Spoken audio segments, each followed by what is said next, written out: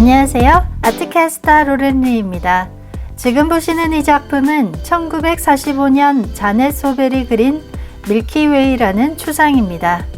이 그림은 잭슨 폴락이 그리는 드립 페인팅 방식과 유사하다는 생각이 들진 않으신가요? 팩트 체크를 하자면 자넷 소벨은 추상 표현주의라는 용어가 등장하기도 전에 잭슨 폴락보다도 먼저 드립 페인팅 기법으로 추상 작품을 발표한 최초의 화가라는 사실입니다.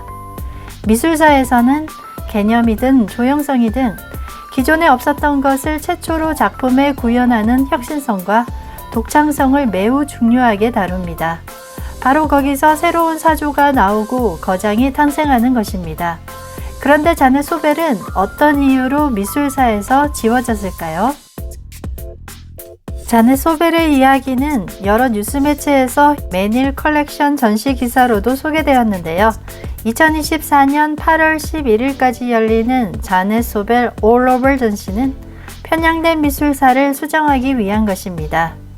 우리는 추상 표현주의 하면 당연히 잭슨 폴락의 그림이 가장 먼저 떠오르는데요. 넘버 17A는 2024년 세계에서 가장 비싼 그림 5위이기도 합니다. 격정적인 에너지, 긴장, 드라마틱한 효과로 충만한 잭슨 폴락의 드립해야는 마치 우주의 파동처럼 내면의 자아를 드러내어 주는데요. 중심이 없고 반복이나 패턴도 없이 폴락 자신도 자신이 무얼 그리는지 모르는 액션 페인팅입니다.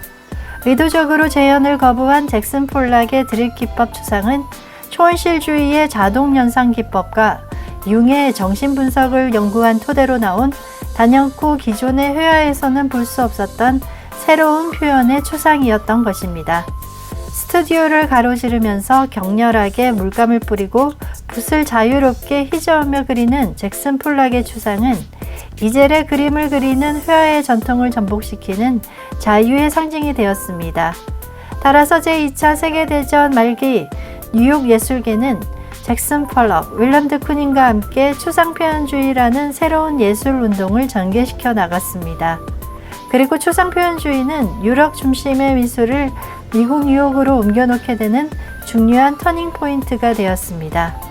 그러나 잭슨 폴락의 추상은 자넷 소벨의 그림에서 영향받은 것이라는 사실을 알고 계시나요? 자넷 소벨은 1893년 우크라이나 드니프로에서 태어났고 1968년 뉴저지에서 작고하였습니다. 2차 세계대전이 발발한 후 우크라이나 대학살에서 아버지가 가스실에서 살해된 후 1908년 어머니는 소벨이 15살 되던 때 두 형제 자매를 데리고 뉴욕 브루클린으로 이주하였습니다. 소벨이 그림을 시작한 것은 40대 후반인 1939년경부터입니다.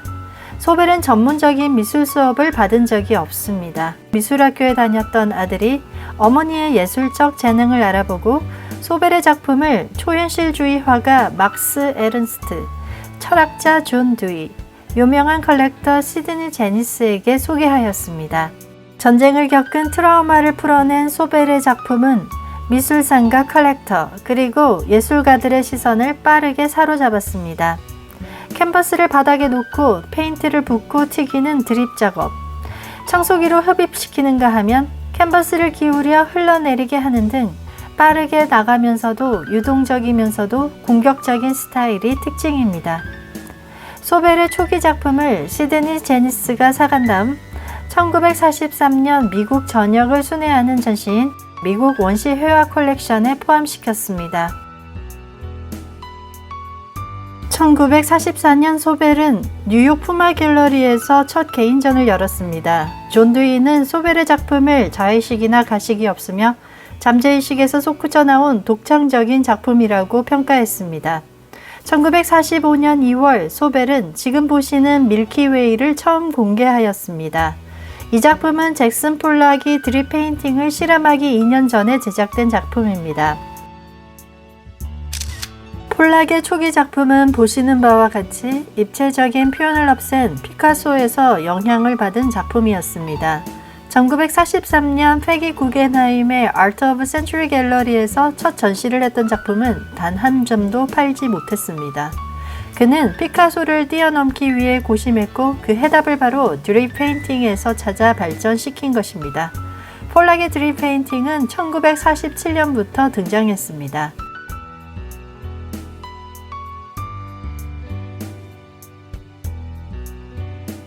한편 소벨의 첫 개인전이 호평을 받게 되자 패기 구겐하임의 눈에도 띄게 됩니다. 구겐하임은 1945년 6월 더 우먼이라는 제목의 전시로 소벨을 포함하여 33명의 여성 아티스트 그룹전을 열었습니다. 이 전시에는 에콩데보자르 출신이자 지금 거대한 청동조각상 거미 작품으로 유명한 루이스 브루주아도 참여하였습니다. 1946년 소벨은 구겐하임의 Art of the Century 갤러리에서 두 번째 개인전을 열었습니다. 소벨의 전시에는 유명한 미술 비평가 클레멘트 그린버그도 다녀갔습니다. 그는 당시 비평계의 권위자이자 커멘터리의 부편집장이었습니다. 그린버그는 모더니즘을 옹호한 20세기 형식주의 미학자입니다. 그는 1955년 아메리칸 타입 페인팅이라는 주제로 쓴 글에서 잭슨 폴락, 윌럼 드크닝, 한스 호프만, 바넷 뉴먼 등 추상 표현주의 작품을 모더니스트 예술의 다음 단계라고 주장했습니다. 한편 소벨의 작품도 언급하였는데요. 자신과 폴락이 1940년대에 원시적인 화가 자넷 소벨의 기이한 작품 2점을 본 적이 있다고 썼습니다. 그리고 소벨의 기법은 자신이 처음으로 본 전면적인 효과라고 묘사했습니다. 전면 회화라는 용어는 화면의 어떤 중심적인 구도를 설정하지 않고 전체를 균일하게 표현하는 회화의 경향을 말합니다. 화폭의 테두리까지도 그림으로 가득 채웁니다. 전통적 회화처럼 부분과 부분들 간의 관계를 결코 강조하지 않습니다. 소벨의 그림은 형상을 추구하지 않고 무의식의 흐름에 맡긴 전면 회화입니다. 이때 폴락도 소벨의 그림을 보고 크게 와닿았다고 인정하였습니다. 폴락의 드립 페인팅 회화는 소벨의 영향을 받았지만 이런 이야기들은 모두 묻히고 맙니다. 결론적으로 그린버그는 잭슨 폴락을 옹호했던 비평가입니다. 소벨은 원시적이고 주부의 작품이라 폴락의 작품보다 열등하다고 일관되게 묘사하였습니다. 원시적이라 단정짓는 테두리는 예술적 한계를 경계짓는 그린버그의 표현이기도 합니다. 이러한 그린버그의 영향으로 인해 소벨이 인정받지 못한 요인도 크다고 볼 수 있습니다. 동시에 폴락은 드립 페인팅 기법을 더욱 발전시켜 더 강력한 위치에 올랐습니다.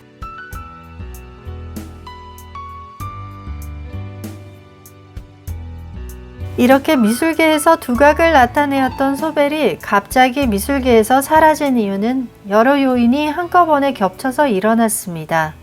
첫째는 미술계 중심지인 뉴욕을 떠나 가족의 보석 공장이 있는 뉴저지로 이사하게 되면서 그녀는 뉴욕 미술계 활동과 멀어지게 됩니다.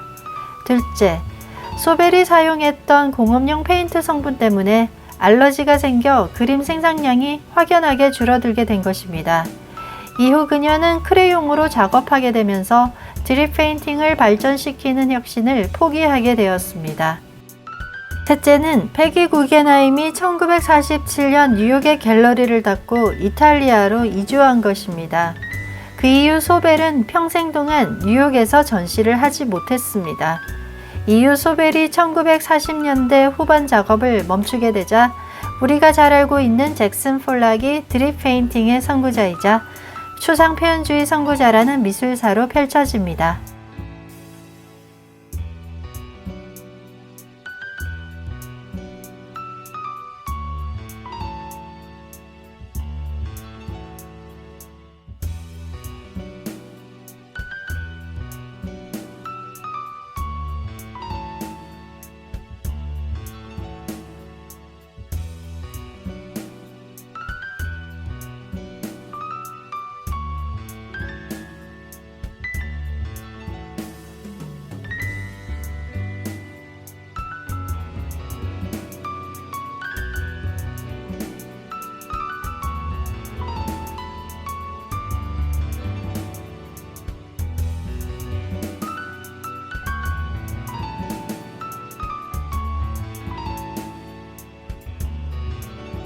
우리는 예술작품을 통해 이 세계를 새롭게 바라볼 수 있는 통찰력을 얻습니다.